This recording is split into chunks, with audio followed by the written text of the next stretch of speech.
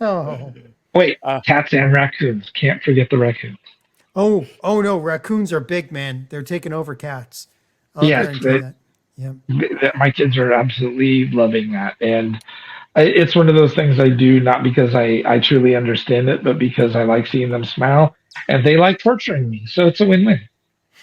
those trash pandas. All right. Uh, Hey.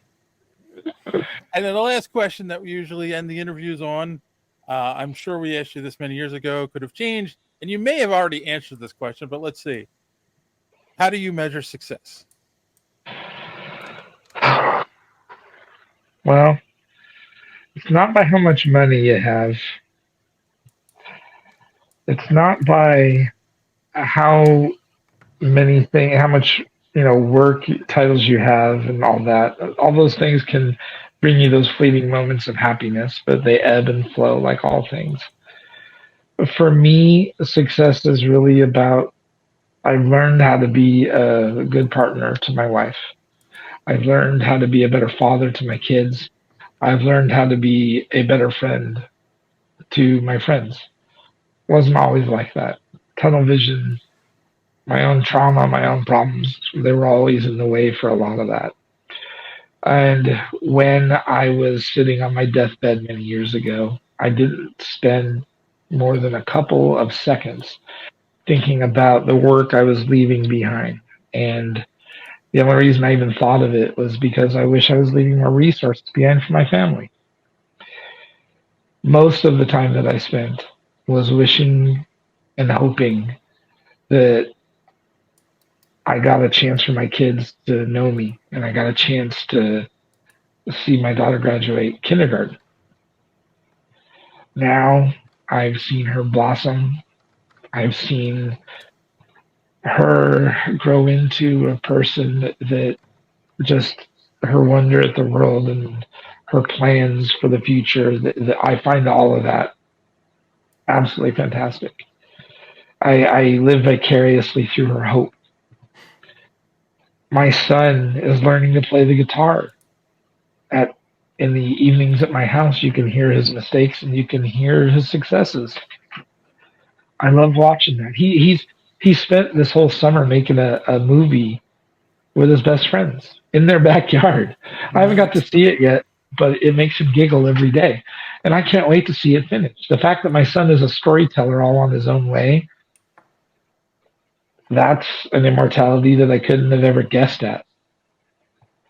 Those are the things that when I think about them make my heart beat. That's where my joy comes from. It it doesn't come from all the success that I had in the past. There was a contract that I stole from my previous employer just by being better than them one year, several years ago.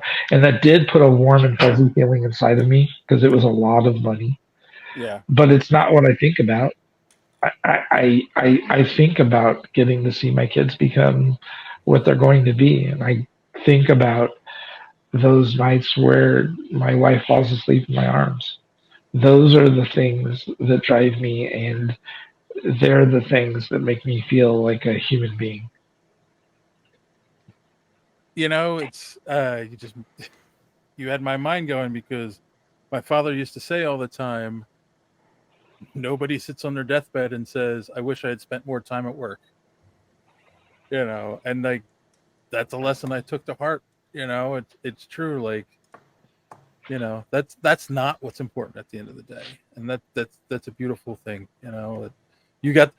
I mean, unfortunately you had to go through what you went through, right? Yep. But you learned a lot from it, and it's a beautiful thing. Yeah.